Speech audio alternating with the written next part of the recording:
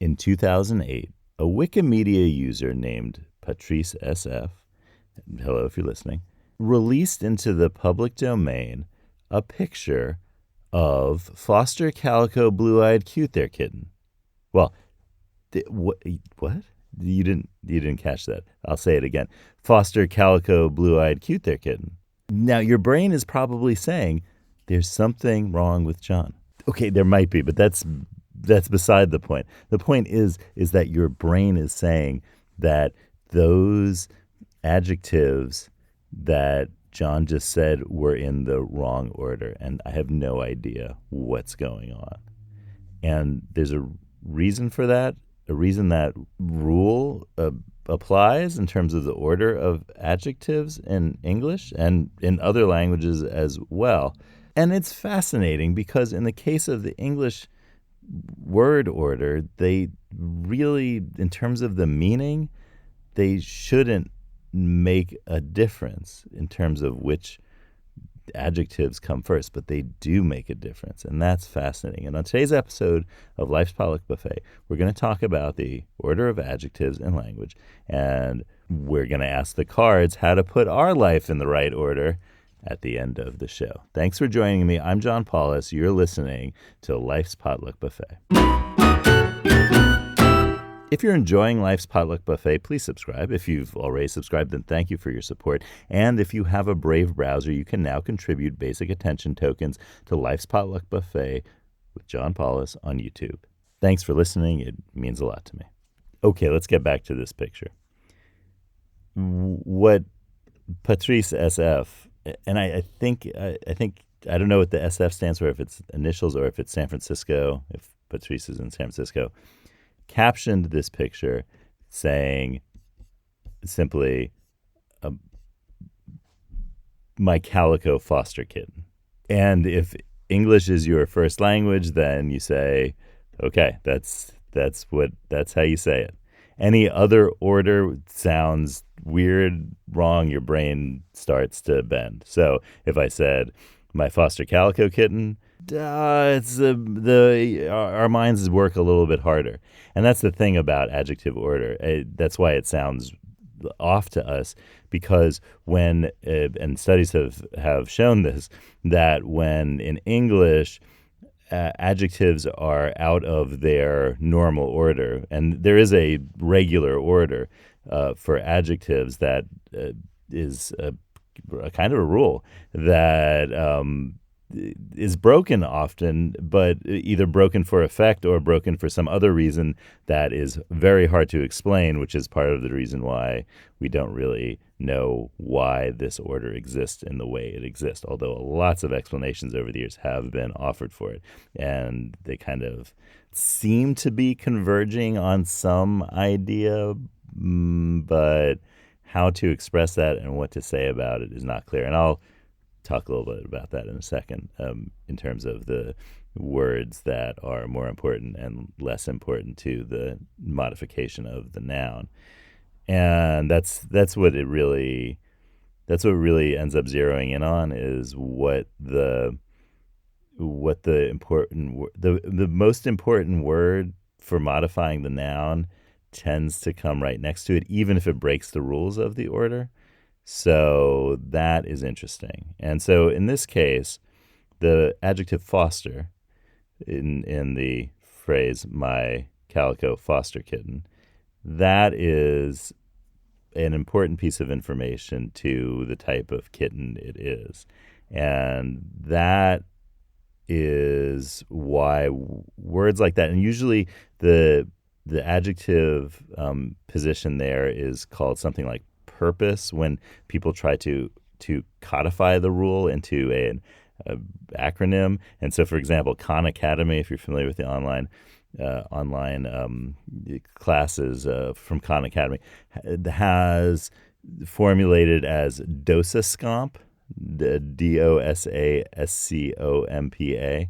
And what DOSASCOMP stands for is determiner, opinion, size, age, shape, color, origin, material, and then purpose. So, or sometimes it's a qualifier. is used to describe that last one.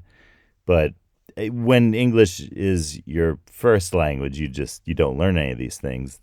This is just the order that just sounds right to you most of the time. Um, Honestly, there aren't usually strings longer than three adjectives in English. I mean, if it starts to get that long, then things start to bend. I mean, three adjectives of different types like this, where things just start to bend. And believe me, I've read a lot of sentences out loud in the last hour that have a string of all of these types of adjectives, and at some point in the middle somewhere where size and age and shape start to happen, I kind of like my brain kind of starts to bend a little bit. And so there's some issue going on in there. And in fact, there are certain orders that flip shape and age, because I think once you get out to like, if you're doing that many, then, it doesn't really matter anymore. A big round table a round big table sounds totally wrong. But once you get into like a long string of order, then all of a sudden sometimes the bets are off somewhere in the middle. At the beginning is really clear, and that couldn't be clearer in English. That's one that I think there's no doubt about, because once you put the D in dosis comp, which is determiner, so something like each or or the or my, like in the beginning, I was talking about Patrice SF's foster kitten, and I put my in the middle there somewhere. And even though that shouldn't really matter for meaning, it does. It makes no sense to us when we put my there. It just doesn't sound right, and that is ingrained in the brains of first language speakers of many languages where there are definite word orders. And are they similar? Sometimes. That's another thing. There's a kind of universality claim about, this is a tendency in all human brains to do in this order, but I don't know. You check out some, say, German adjectives, and you'll find out that the adjective orders, and you'll find out that there's a slight difference between a German adjective order and English adjective order. And then there are languages like Italian where if the adjective comes before or after a noun, it means something different. In Italian, un vecchio amico is an old friend that you've known for a long time, but un amico vecchio is a old person who's a friend of yours. So that is another thing that this whole, kind of universal claim about this doesn't account for. But there are also languages that do follow similar patterns. So there's something there. It happens, but the question of whether this is a universal thing, probably not going to be able to prove that. So, but people who work on early childhood language development have started to kind of study changes in ways of, they call it subjectivity, in terms of how how there's a kind of hardening of the order of language adjectives as you get older. 2, 3, 4 are the ages that have been studied that I've read studies of, and it seems like things are getting more fixed by the age of 4, but it's not yet in that fixed state yet. So there's a move towards that, but it's also not clear developmentally that there's like a moment that this happens, at least so far. So there's definitely something interesting going on here, because in English, the meaning doesn't make a difference in terms of which order you say it, or shouldn't make a difference, because we don't have rules about word order in this sense making a difference, as in Italian, where it does make a big difference if you say, as I said, un vecchio amico or un amico vecchio. Those have a meaningful difference. And so that's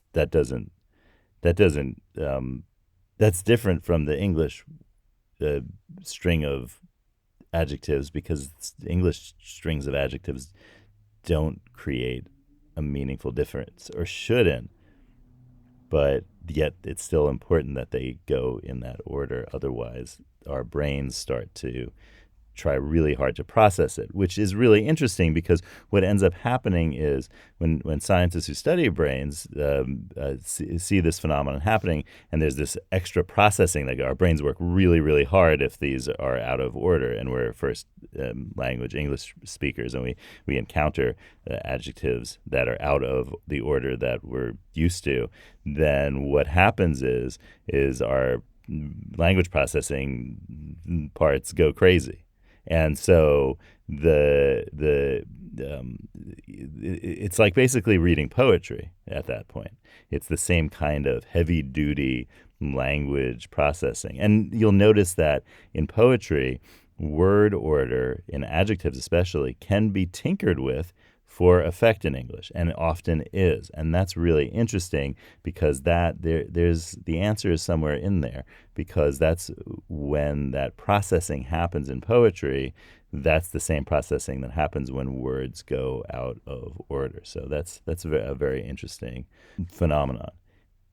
And even though 80% of the time the words are going to be in this order, there's that 20% of the time when they aren't in that order that all of a sudden that make perfect sense to us in English, but can't be explained by the rules. So, for example, the big bad wolf, right? Well, bad is an opinion thing, so it should be the bad big wolf. But the bad big wolf, it just sounds wrong to first language English speakers, that the bad big wolf is just not, something's wrong. There's a rule there that's being broken in our brains, and we can't help but hear that there's something very wrong that's happened.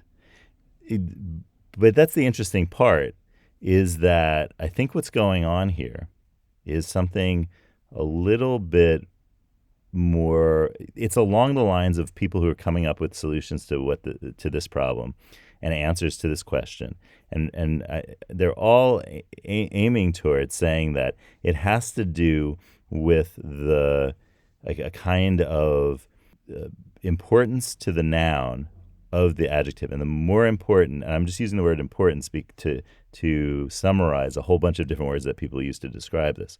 The importance of the noun to the adjective means that it needs to be really right next to it. But that only explains really one thing. So, for example, the idea that it's a big bad wolf, even though that sounds like you're ordering two adjectives, and therefore it should be bad big wolf. In fact, the badness of the wolf and the bigness of the wolf's badness all are interacting with each other there in a way that I think is causing that kind of dissonance. And I think I have a feeling that's what's going on there, even though a lot of people have a lot of explanations for why things like that happen. And I think none of them is as convincing as saying that the way that the adjectives actually relate to one another and the way that they relate to the noun is actually important. And so I think the answer is somewhere in there. Well, let's ask the cards about how to put some proper order into our lives. So, yellow lemons, big blue dumplings, magenta noodles, cards, tell me some things.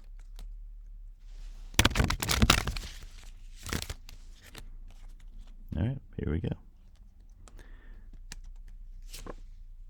Oh, it's card 49. Inflict your kindness on others, not your traumas. We know that as a society and as individuals, we visit our traumas on one another, and it goes without saying that traumas that we experience while on the job are as personal and serious as all other ones we experience.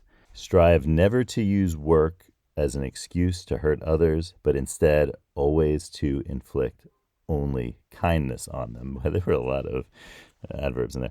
Okay, so that's a fitting card. Thank you, cards, for pointing that out to me. Think about that today. Think about an experience that maybe caused some things to be out of order, and think about the way that you would put them in order to make things just right and handled with care. I hope you have a great day, and I'll see you next time on Life's Potluck Buffet.